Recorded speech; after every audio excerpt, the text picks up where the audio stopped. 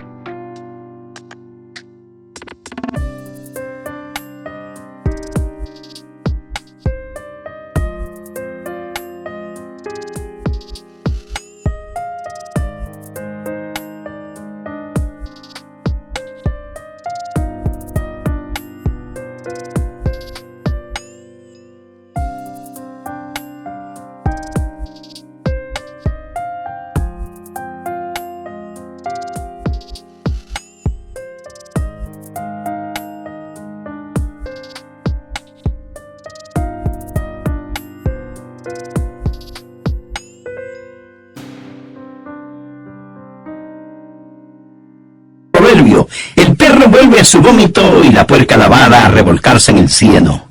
El versículo 20 dice: ciertamente si habiéndose ellos escapado de las contaminaciones del mundo por el conocimiento del Señor y Salvador Jesucristo.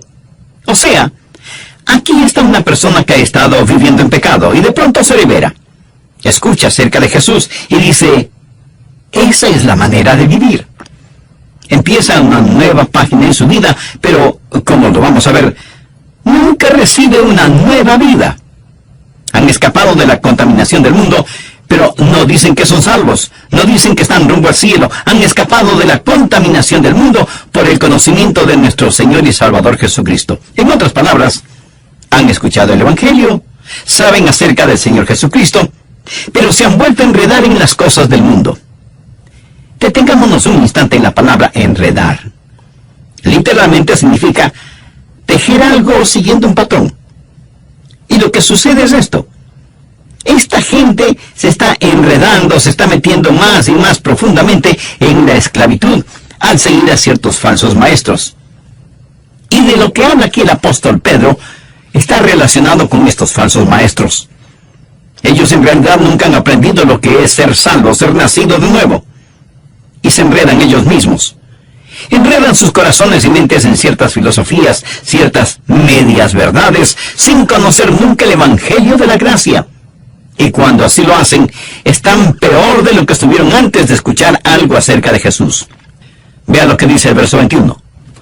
Porque mejor les hubiera sido no haber conocido el camino de la justicia, que después de haberlo conocido, volver atrás del santo mandamiento que les fue dado. Aquí hay un principio, escúchelo. Aquellos que viven por la verdad tienen más y más libertad. Los que no viven por la verdad, los que viven por la mentira, experimentan más y más esclavitud. El reformar sin transformar conduce a una gran degradación y finalmente a la condenación. Es mucho mejor para usted no saber el camino de la verdad que reformar su vida sin haber conocido al Señor Jesucristo. Y el ejemplo clásico es el de Judas. Jesús dijo, refiriéndose a Judas, que mejor le hubiera sido no haber nacido.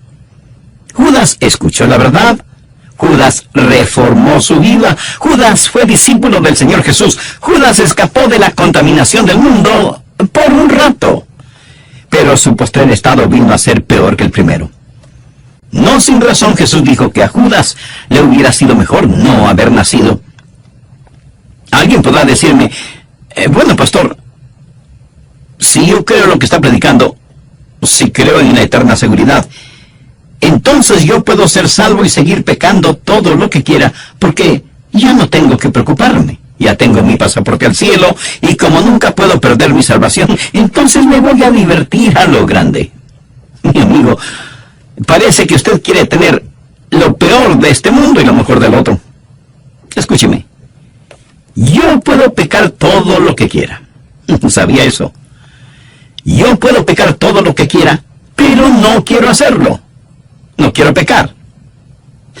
Nada me haría más feliz que saber que no pecaré nunca más. Si hubiera algún tipo de documento que diga que será imposible para mí el pecar, lo firmaría sin pensarlo dos veces. Yo no quiero pecar. Y si usted cree que la seguridad eterna es una licencia para seguir pecando, ¿sabe cuál es su problema?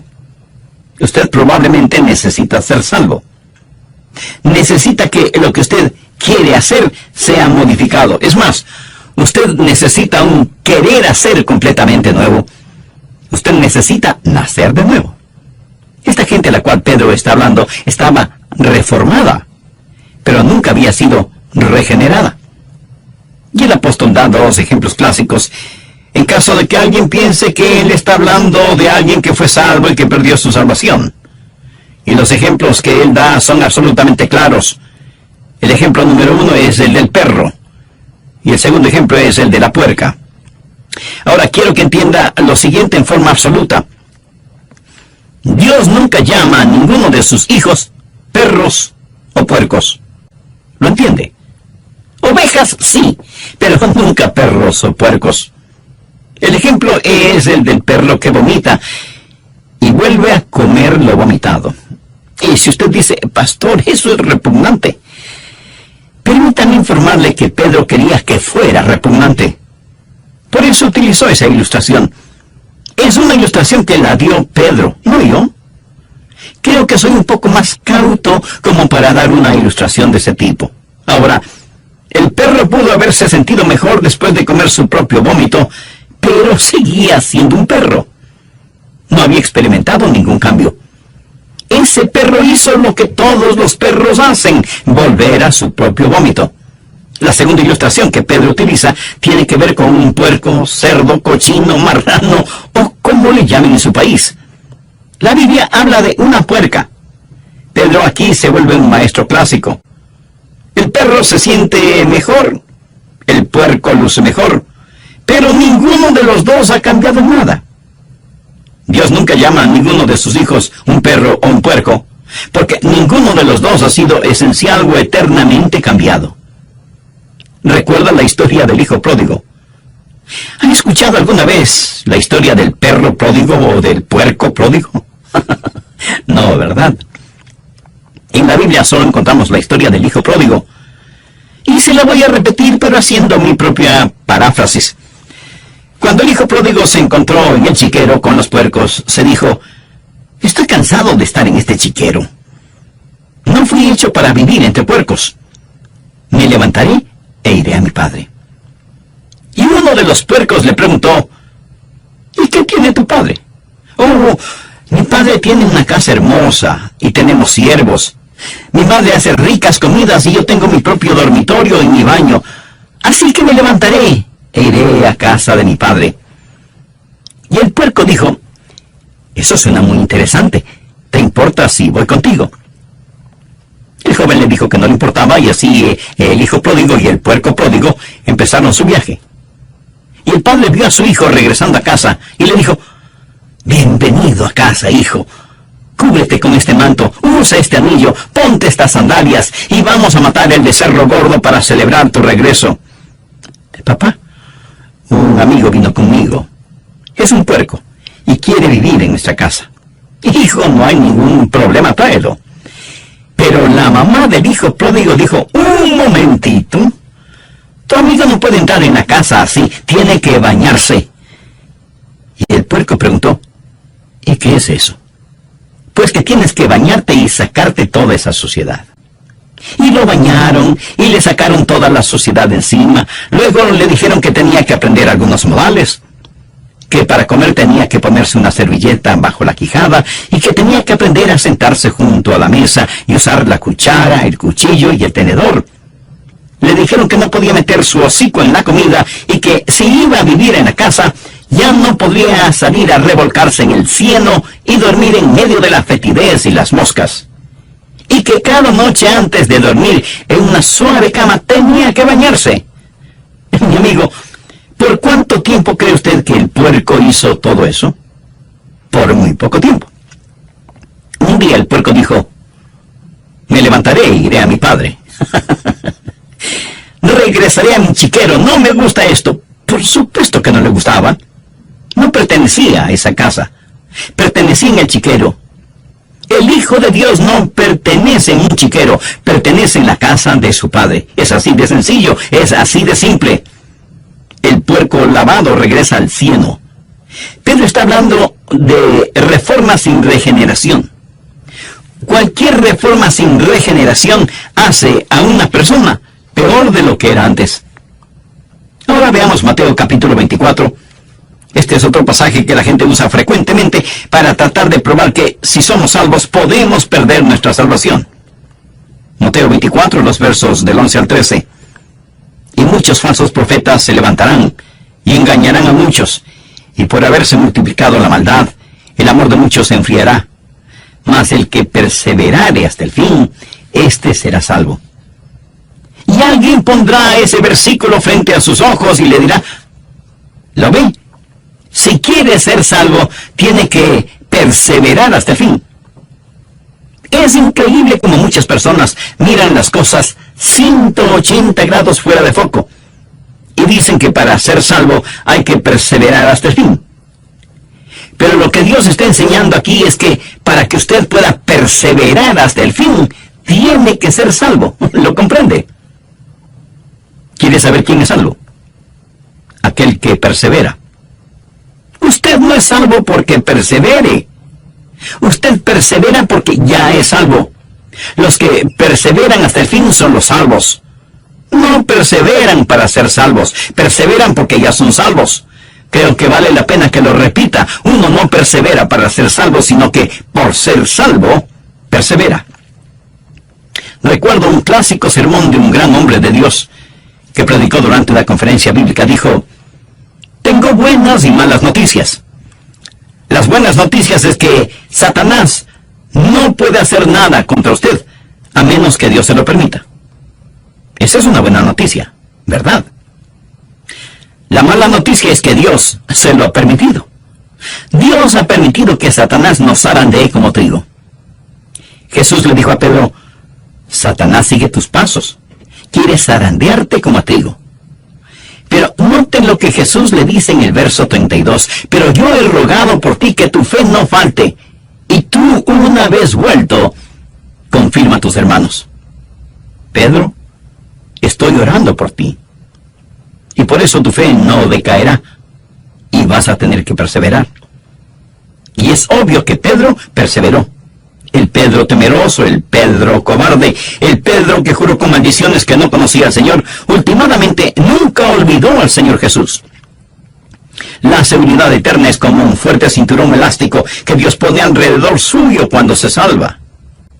Pudiera ser que usted se desvíe, pero Él sigue trayéndolo de regreso. Es el amor de Dios el que ora para que la fe de Pedro no decaiga. Pero en este mismo capítulo nos encontramos con otra persona, Judas.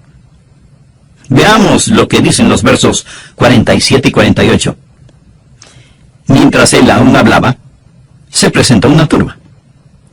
Y el que se llamaba Judas, uno de los 12, iba al frente de ellos y se acercó hasta Jesús para besarle. Entonces Jesús le dijo, Judas, ¿con un beso entregas al Hijo del Hombre? Pedro y Judas en el mismo capítulo. Ahora, honestamente, si usted y yo hubiéramos estado ese día allí, y no hubiéramos sabido absolutamente nada del trasfondo, nada acerca de nadie, ni de la negación de Pedro, ni de la traición de Judas, y tuviéramos a Pedro y Judas delante de nosotros, ¿cuál de los dos escogeríamos si tuviéramos que escoger? ¿Cuál de ellos diríamos que es salvo? Me atrevo a decir que la mayoría de nosotros escogeríamos a Judas y no a Pedro. Quiero decir, Pedro siempre estaba en problemas. Como se dice vulgarmente, siempre estaba metiendo la pata. Siempre impetuoso, siempre explosivo. Y diríamos que este viejo lobo del mar, este rudo pescador, no era salvo. Ahora con Judas la cosa es diferente. Pero, ¿por qué diríamos que Judas era salvo? Pues por simple deducción. ¿A quién nombra usted de tesorero? Pues a la persona en la que más confía. ¿Correcto? Judas era la persona que tenía la funda con el dinero. confiaban en él. Cuando Jesús dijo que uno de ellos le traicionaría, ninguno de ellos dijo, tiene que ser Judas. Nadie sospechaba de Judas.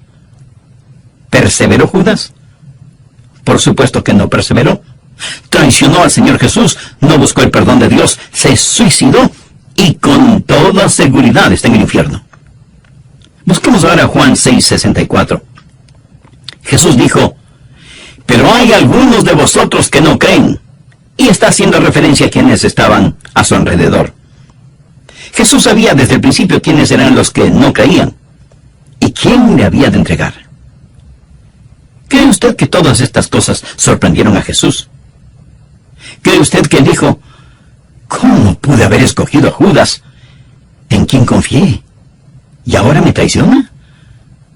No, mi amigo, Jesús escogió a Judas sabiendo lo que iba a suceder. Jesús supo que Judas nunca creyó en él. Veamos lo que dicen los versos 70 y 71 de este mismo capítulo 6 del Evangelio de Juan. Jesús les respondió, no os he escogido yo a vosotros los 12, y uno de vosotros es diablo. Hablaba de Judas Iscariote, hijo de Simón, porque este era el que le iba a entregar, y era uno de los 12. Nada estuvo fuera de su control. De hecho, Jesús dijo que había escogido a Judas para que se cumpliesen las Escrituras. Ahora, seguramente usted me preguntará, pastor, ¿cuál es el punto de todo esto? El punto es que Pedro perseveró, y Judas no lo hizo. ¿Por qué Pedro perseveró hasta el fin y Judas no? Muy sencillo. Pedro tuvo fe. Recuerda lo que Jesús le dijo a Pedro, yo he orado por ti para que tu fe no falte. Jesús no hizo esa oración por Judas. Jesús sabía desde el principio quienes no creían en él. Judas nunca creyó, Pedro sí creyó. Y aquellos que perseveran hasta el fin son los que son salvos. Amigo, le pregunto, ¿tiene usted esa salvación? ¿Está usted persuadido de su seguridad eterna? La única forma de ser salvo y tener seguridad eterna es por medio del Señor Jesucristo, por medio de la fe. Algunas personas, interpretando varios textos bíblicos fuera de contexto, dicen que quienes son salvos pueden perder su salvación. Una cosa es parecer ser salvo, y otra muy diferente, el ser salvo de verdad. Por eso es que el apóstol Juan en el capítulo 2, verso 19 de su primera epístola dice, salieron de nosotros, pero no eran de nosotros. Porque si hubiesen sido de nosotros, habrían permanecido con nosotros. Pero salieron para que se manifestase que no todos son de nosotros. Por lo tanto, aquellos que se van, no pierden su salvación. Los que no perseveran no pierden su salvación porque nunca la tuvieron. Bien, veamos otro pasaje que la gente usa para decir que los que son salvos pueden perder su salvación. Busque el capítulo 15 de Juan, empezando en el verso 5. Yo soy la vid, vosotros los pámpanos. El que permanece en mí y yo en él, éste lleva mucho fruto, porque separados de mí, nada podéis hacer. Y algunos estarán pensando, yo puedo hacer algo. Esa es su opinión personal. Jesús dice, separados de mí, nada podéis hacer. Sin él, no importa lo que hagamos, somos como cero a la izquierda.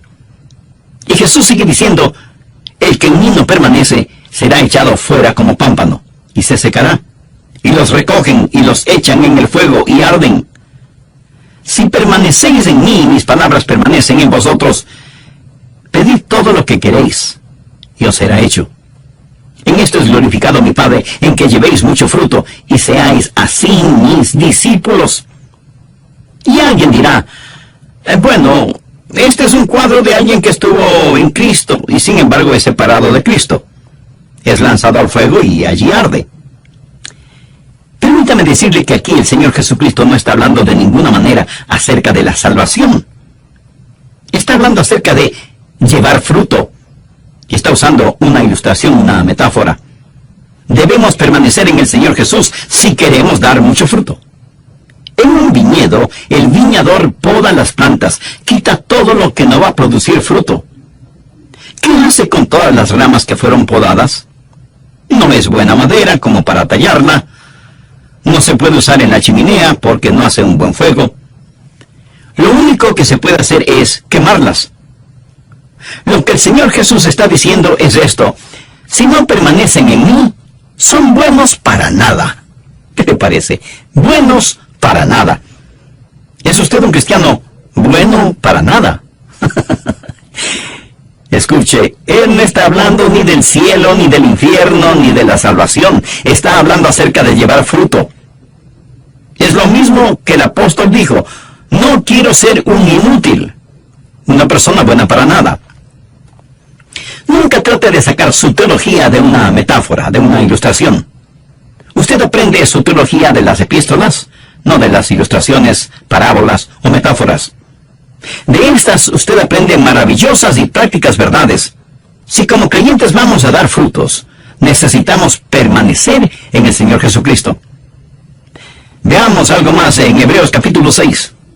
He dejado esto para lo último porque esto es lo que mucha gente usa para realmente probar que de alguna manera podemos perder nuestra salvación. En esta porción, el autor de Hebreos está hablando de una imposibilidad. Dice que hay algo que es imposible.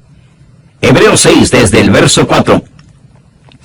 Porque es imposible que los que una vez fueron iluminados y gustaron del don celestial, y fueron hechos partícipes del Espíritu Santo, y asimismo gustaron de la buena palabra de Dios y los poderes del siglo venidero, y recayeron, sean otra vez renovados para arrepentimiento, crucificando de nuevo para sí mismos al Hijo de Dios y exponiéndole al vituperio.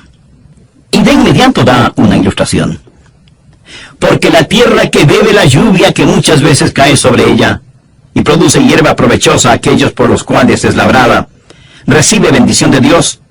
Pero la que produce espinos y abrojos es reprobada, está próxima a ser maldecida, y su fin es el ser quemada.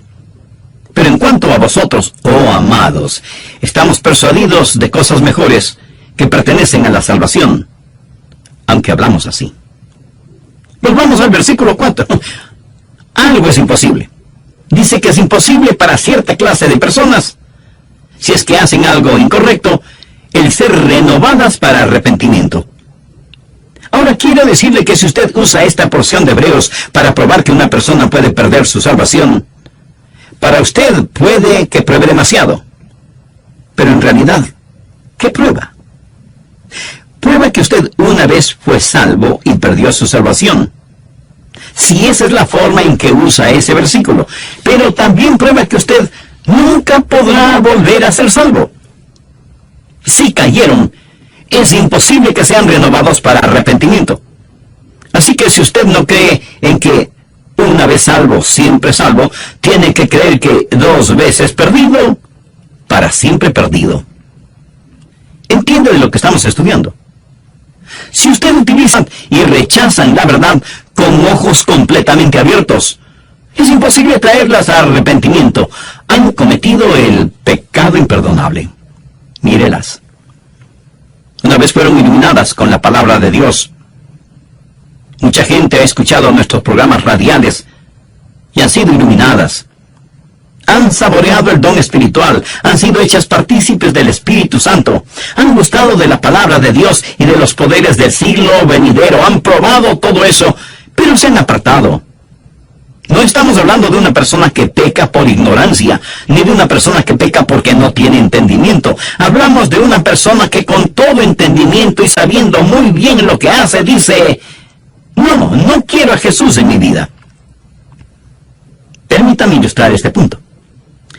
Supongamos que usted va de compras al supermercado y ahí junto a los productos lácteos, en una mesita hay un plato con pedacitos de queso. Usted toma un pedacito de queso y lo saborea. Es un queso sabrosísimo. Así que pide 2 libras de ese queso. Termina de hacer sus compras y va a la caja a pagar. Hasta aquí ninguna novedad. Pero cuando la cajera registra el precio del queso, usted no puede creer que sea un queso tan caro. Y usted dice que no está dispuesto a pagar tanto por un simple queso. Y ella le informa que es un queso muy raro, importado, y que ella pensaba que usted lo quería. De otra forma, no lo hubiera pedido.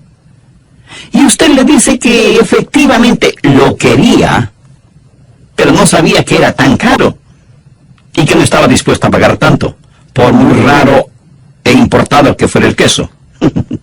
Y no lo compra. Bien, aquí está un individuo que probó ese queso raro y delicioso, lo saboreó en su boca con todas sus glándulas gustativas, sabe que nunca antes había saboreado algo tan exquisito, pero no está dispuesto a pagar lo que vale, y lo deja. Lo rechaza voluntariamente sabiendo muy bien lo que hace, y ese es su privilegio. Nadie le obliga a comprarlo, pero recuerde, tampoco nadie le obligó a probarlo. Ahora en Hebreos encontramos una ilustración, y me fascinan las ilustraciones de la Biblia que lo aclaran todo. Leamos nuevamente Hebreos 6, los versos 7 y 8. Porque la tierra que vive en la lluvia que muchas veces cae sobre ella, y produce hierba provechosa a aquellos por los cuales es labrada, recibe bendición de Dios. Pero la que produce espinos y abrojos es reprobada, está próxima a ser maldecida, y su fin es el ser quemada. Bien, ahora vamos a usar nuestra imaginación santificada. Suponga un lote de terreno sembrado con una clase de semilla, y al otro lado, otro lote de terreno con otra clase de semilla. Los dos lotes están separados por una cerca. La lluvia cae sobre ambos lotes. Recuerde que Dios hace que llueva sobre justos e injustos. Y el sol también se derrama sobre ambos lotes. Y los dos lotes de terreno reciben las caricias de la brisa, tanto como la impetuosidad de los vientos. En un terreno comienza a producir magníficos frutos, pero el otro terreno solo produce espinas y abrojos. La misma tierra, la misma lluvia, el mismo sol, los mismos vientos, pero hay una gran diferencia en lo que producen ambos terrenos. ¿Cuál es la diferencia? La semilla. En un lado, magníficos frutos. En el otro lado, cardos y espinas. Bien, de inmediato usted me preguntará, pastor, ¿y cuál es la aplicación? Escuche con atención. Los miles de oyentes de este programa, todos están escuchando ahora este mismo sermón. Lo oyen y, por así decirlo, pueden saborear la buena palabra de Dios. El Santo Espíritu de Dios trabaja en ambos lados. Y algunos de los que escuchan dirán, sí, a Jesús. Pero otros, en cambio, le dirán, no. Algunos producirán buenos frutos, otros producirán espinos y abrojos. Esto no depende ni del sol, ni de la lluvia, ni de los vientos. No depende ni siquiera del terreno. Todo depende de la semilla que está en el corazón. El libro de Hebreos fue escrito para los judíos, y habla de los judíos que estaban abandonando sus viejos caminos para caminar en el nuevo camino. Estaban saliendo de la antigua dispensación, la legislación del Antiguo Testamento, hacia un nuevo camino. Pero muchos de estos judíos y muchos de los primeros discípulos que vinieron al nuevo camino tuvieron que darle la espalda a las cosas antiguas. Y cuando así lo hicieron, fueron perseguidos y muchos de ellos fueron condenados a muerte. Y francamente, como el hombre que compró el queso, no quisieron pagar el precio. Así que le dieron la espalda al Señor Jesús. Lo habían probado, lo habían comido, lo conocían, sabían del Espíritu Santo, estuvieron en la sinagoga, habían escuchado la lectura de las Escrituras, habían escuchado el testimonio de los apóstoles, habían visto las vidas cambiadas. Todo lo habían visto. Pero el libro de Hebreos fue escrito para aquellos que tienen la tendencia de regresar a su antiguo judaísmo, a sus viejos caminos. Aquí están dos judíos. El uno es un genuino creyente, el otro no lo es, nunca ha sido salvo. Él tiene mucha influencia, pero nunca ha sido salvo. Y alguien con autoridad viene y les dice, veo que son seguidores de Jesús de Nazaret, ¿es cierto? Y ambos hombres contestan que sí. Y les dice, quiero que sepan que si persisten en seguir a Jesús, encontrarán la muerte. ¿Lo entienden? Y el verdadero creyente responde, estoy listo a morir. Si usted lee el capítulo 11 de Hebreos, sabrá que en verdad muchos creyentes fueron asesinados. Si tengo que morir violentamente, pues moriré. Pero jamás mi Señor Jesucristo. El otro hombre contestó, mire, esto es solo religión después de todo. No hay nada que me...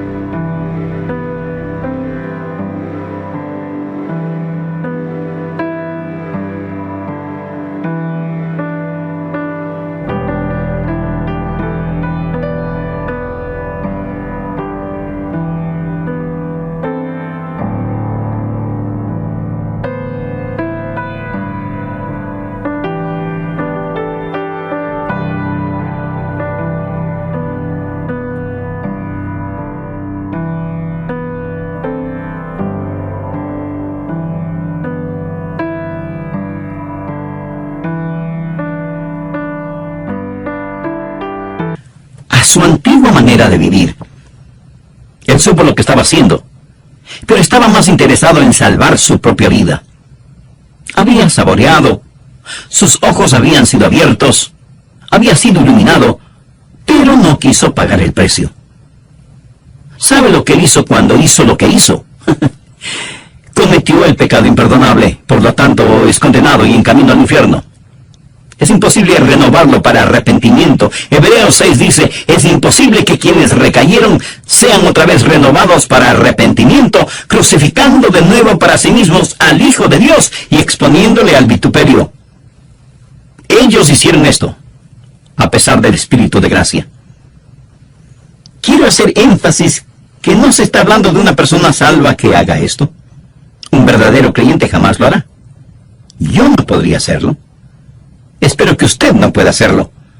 Aquí se habla de una persona no salva, una persona que nunca ha nacido de nuevo. Leamos el versículo 9. Pero en cuanto a vosotros, oh amados, estamos persuadidos de cosas mejores y que pertenecen a la salvación. El capítulo 6 de Hebreos, en mi opinión, no habla de una persona salva que se pierde. Si es eso lo que usted entiende, otra vez quiero decirle, sea honesto.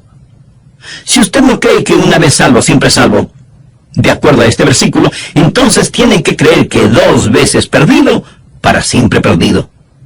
Porque es imposible para tales personas traerlas para una renovación de arrepentimiento. Y si alguien me pregunta, Pastor Rogers, si lo que dice es verdad, entonces, ¿qué del pecado en la vida de un hijo de Dios? Bien, Dios puede disciplinarlos, pero no para probar que están perdidos, sino para probar que son salvos. En el versículo 6 del capítulo 12 de Hebreos se nos dice, porque el Señor al que ama disciplina y azota a todo el que recibe por hijo. Cuando mi papá me disciplinaba, no era porque no me amaba, antes por el contrario, porque me amaba me disciplinaba.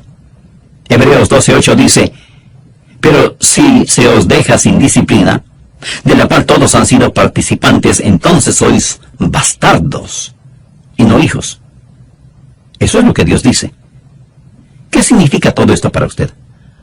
Bueno, si usted es un hijo o una hija de Dios, ¿sabe que es salvo o salva? Entonces regocíjese, descanse en el amor de Dios y con genuina gratitud sírvale todos los días de su vida por haberle dado tan maravillosa salvación.